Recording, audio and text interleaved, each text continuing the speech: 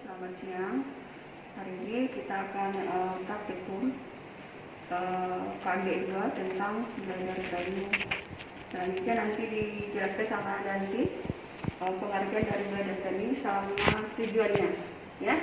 Oke, nanti silakan. Baik, di sini saya akan menjelaskan tentang apa itu pengertian dan tujuan dari bladder training. Bladder training itu merupakan salah satu upaya untuk mengembalikan fungsi kandung kemih yang mengalami gangguan ke keadaan normal atau ke fungsi optimal neurogenik. Tujuannya itu ada 6, yang dimana yang pertama melatih kandung kemih dan mengembalikan pola normal perkemihan dengan menghambat atau menstimulasi pengeluaran air kemih. Yang kedua, mengembangkan tonus otot kandung kemih. Yang ketiga, memperpanjang interval waktu berkemih. Yang keempat, meningkatkan kapasitas kandung kemih. Yang kelima, mengurangi atau menghilangkan inkontinensia. Yang keenam, meningkatkan kemandirian dalam manajemen kandung kemih. Untuk persiapan pasiennya, yang pertama beri salam, perkenalkan diri, identitas klien dengan memeriksa identitas klien secara cermat. Berarti kita sebagai perawat yang kita harus lakukan yaitu bina hubungan trust dengan pasien. Yang pertama kita beri salam, kalau memang pasiennya muslim atau non muslim. Kalau memang pasiennya muslim kita beri salam assalamualaikum. Terus yang kedua memperkenalkan diri. Ini pasiennya perempuan ya. Oke. Jadi kita perkenalkan diri. Assalamualaikum Bu, perkenalkan saya Suster Linda. Saya bertugas di sini saya bertugas dari jam 2 sampai jam 8 malam. Terus jangan lupa kalau boleh tahu nama ibu siapa, nah, disebutkan. Oh, nama ibu Tia ya, nama ibu Tia. Oke, kalau terus kita kaji kondisi klien. Kaji kondisi klien, apa yang kita kaji? Yang pertama tanda-tanda kita, ya. Terus anjurkan kepada pasien dan keluarga menilai tindakan yang akan dilakukan dengan prosedur yang benar. Berarti kalau memang ada keluarganya, kita kasih penjelasan ke keluarga. Kalau memang nggak ada, berarti kita jelaskan ke pasiennya. Berarti ibu udah berapa hari ini ada keluhan, yaitu ibu susah untuk berkemih atau BAK.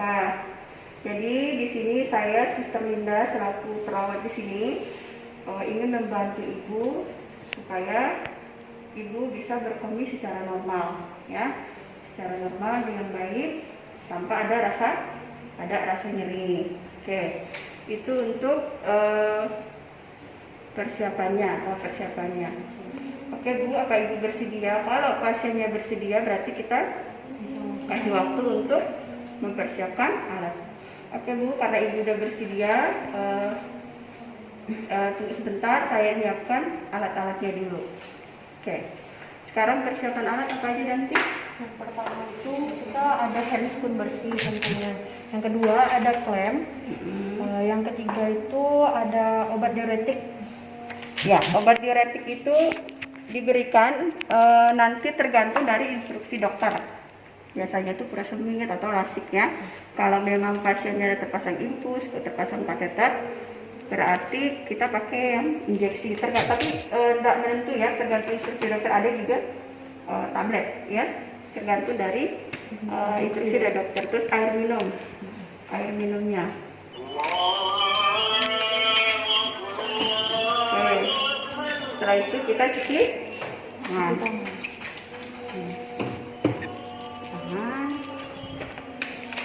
Ini kita pakai aja.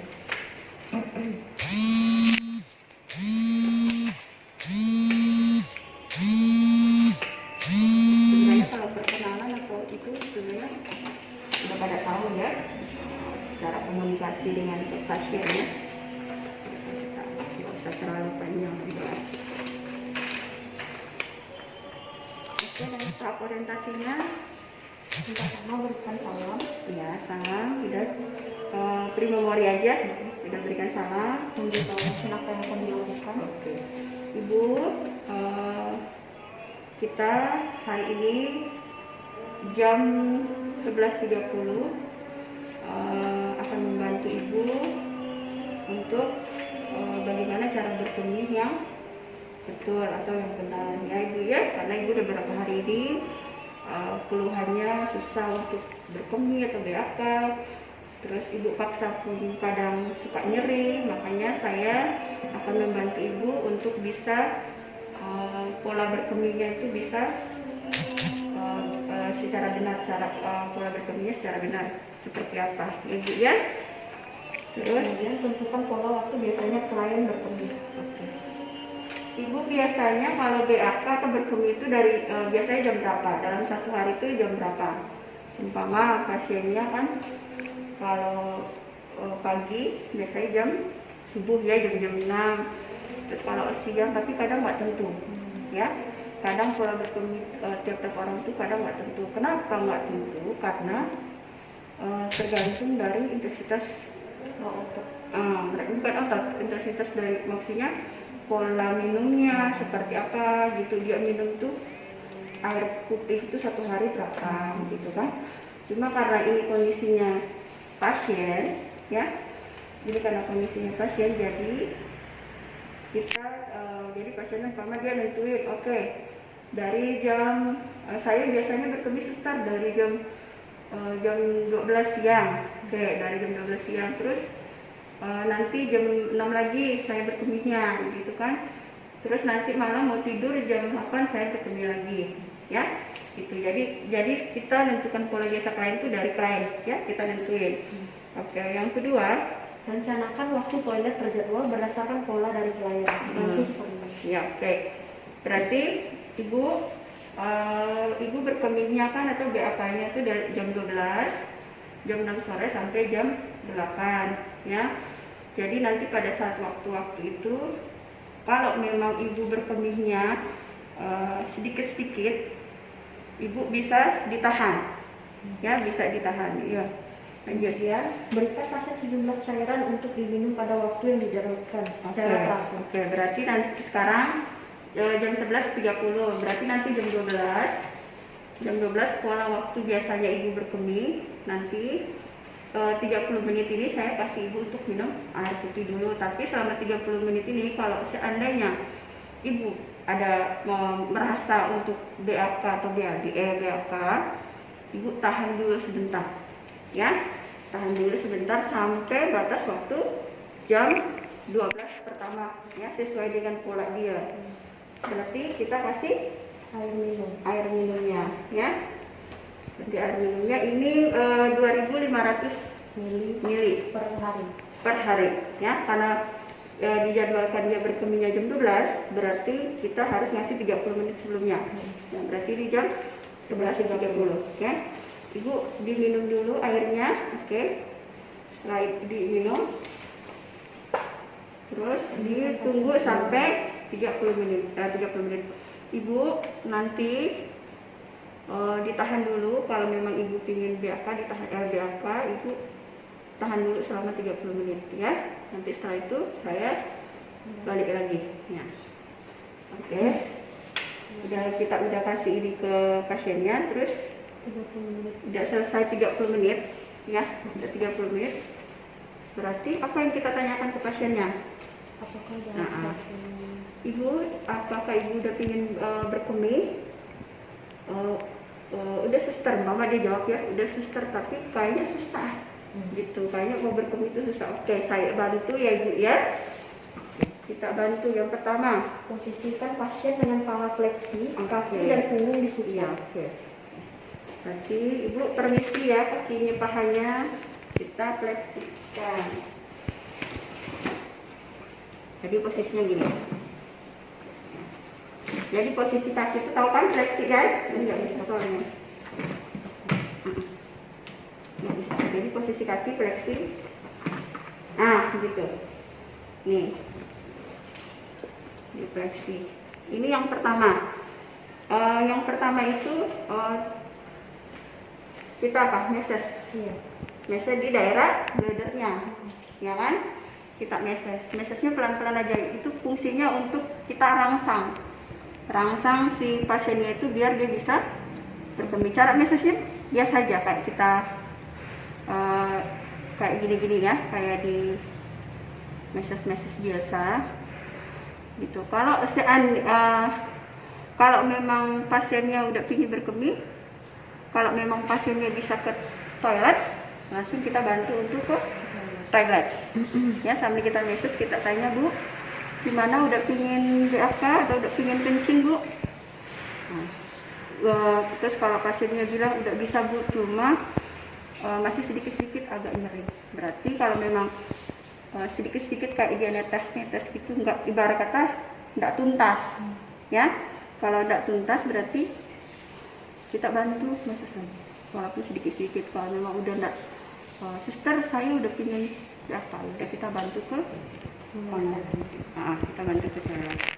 Dan kalau seandainya dalam proses dia berkemih masih nyeri, ya kan, masih nyeri atau masih apa, kita bisa konsultasi langsung ke dokter dengan keluhan si pasiennya. Terus yang kedua, cara kedua apa? Cara kedua di situ kan ada cara keduanya, pasiennya jadi pasiennya kita suruh duduk, ya. Jadi dimasukkan ini, biar cantik, Bu. Coba. Ini tindakan dulu. Oke.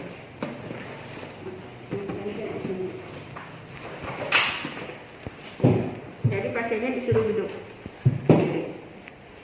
Biasanya kita pakai bantal, ya. Jadi menekan area sini, dari area bladernya kan. Jadi kita tekan di sini, kandung kemihnya. Nah, atau bisa aja kakinya kita tekuk seperti ini. Nah, di depan begini. Nah, ya kan, ini kan dia menekan area bladder. Jadi biar bagaimanapun kalau memang penuh kandung kemihnya pasti berasa mau biasa. Oke, cara kedua. Jadi bantalnya itu di mana? Bantalnya di sini. Tapi bantalnya tergantung pasiennya, dia merasa nyamannya. Jadi kita ngasih itu sesuai dengan rasa nyamannya si pasien. Ya, pasiennya nyamannya seperti apa. Kalau tanpa bantal pun tidak apa-apa. Kalau memang pasiennya nyaman seperti itu. Kalau memang pasiennya merasa nggak nyaman, berarti ya seperti itu. Tapi lihat dulu kondisi klien kan sebelum kita lakukan tindakan ini, apakah pasien bisa atau enggak. Kalau memang pasiennya bisa untuk duduk, boleh kita lakukan seperti ini. Tapi kalau pasiennya nggak bisa, berarti secara tadi di massage saja, terus di massage saja, terus pahanya di fleksi. Oke. Ya. Terus kita lanjut ke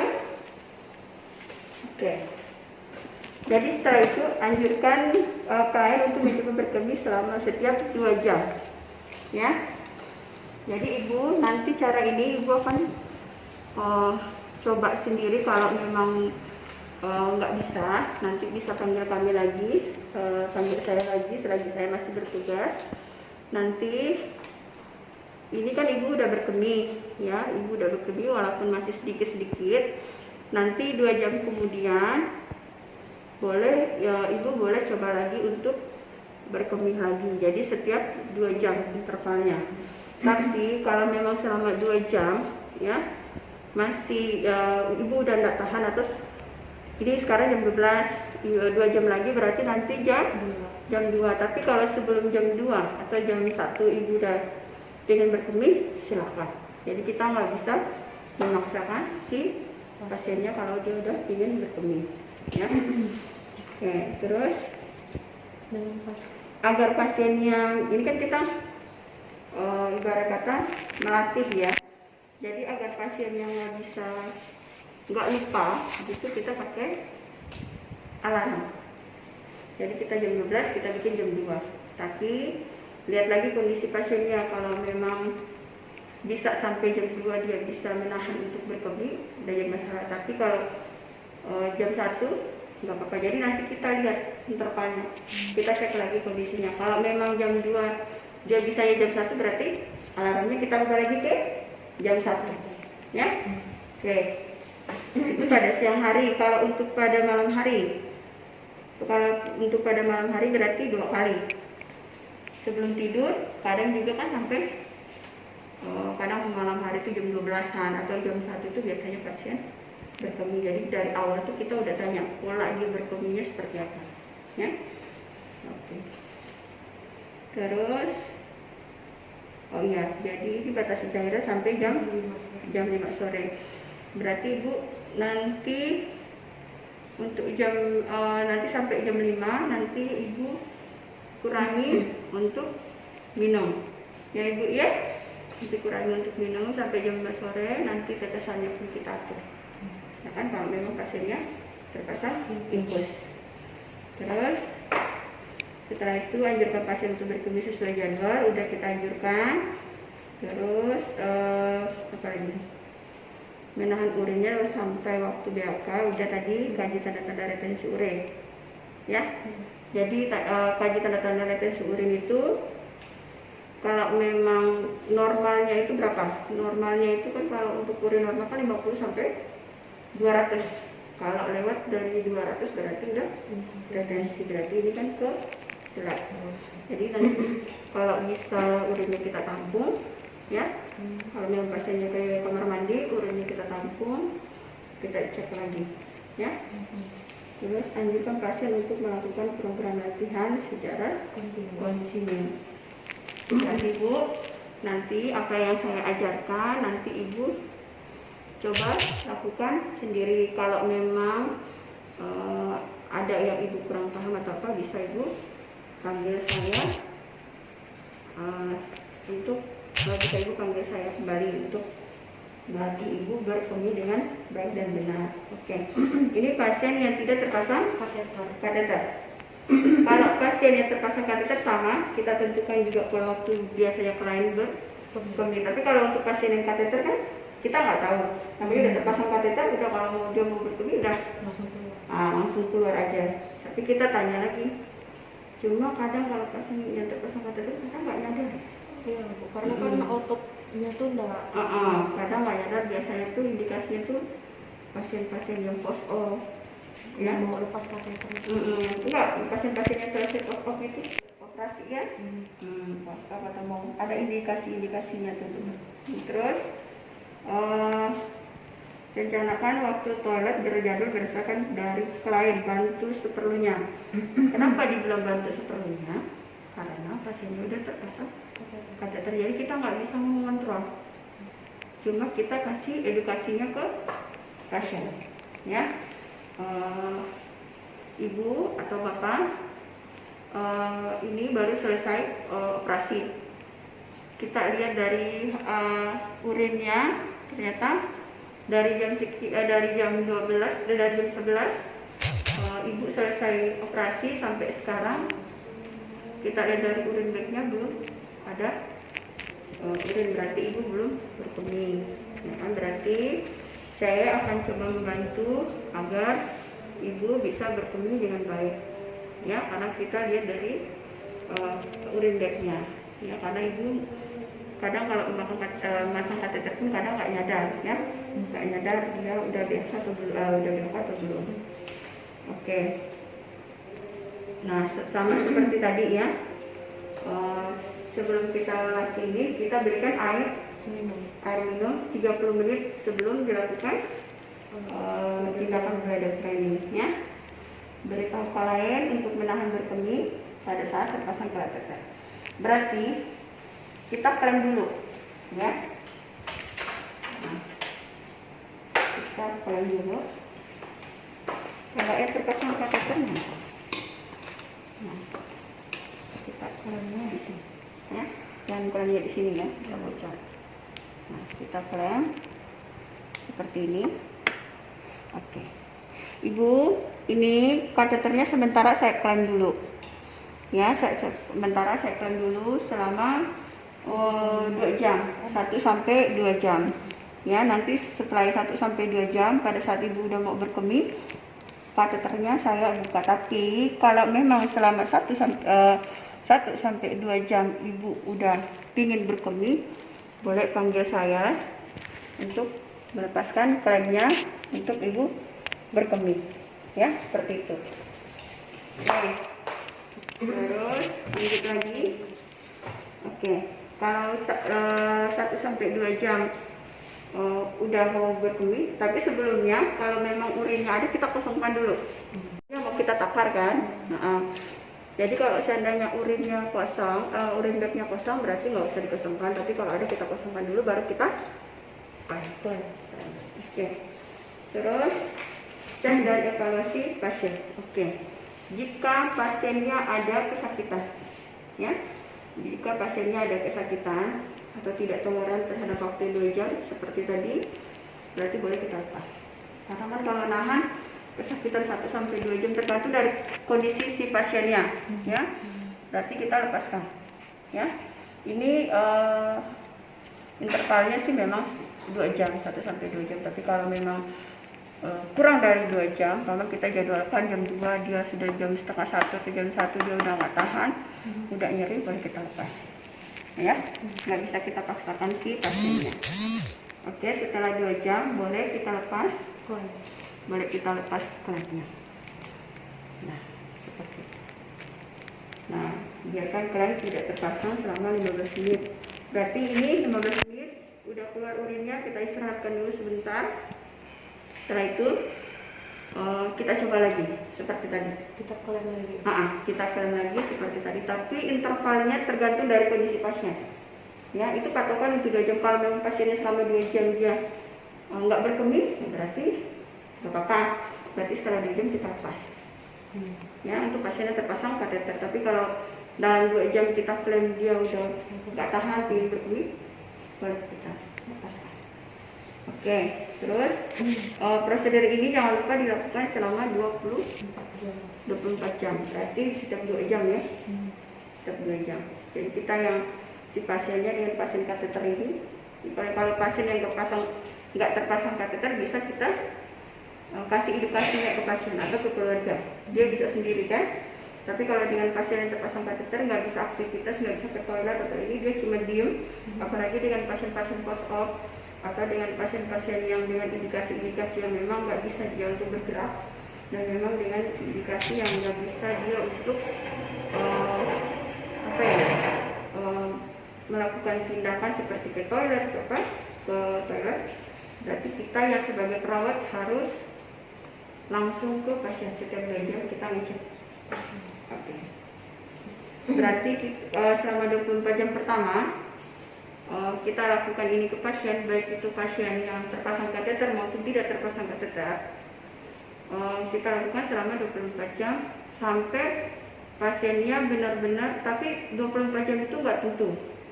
Ya, ada yang pasien sampai 24 jam dia udah bisa lakukan sendiri, dia udah bisa mengontrol cara berkemihnya dengan baik tanpa ada rasa nyeri.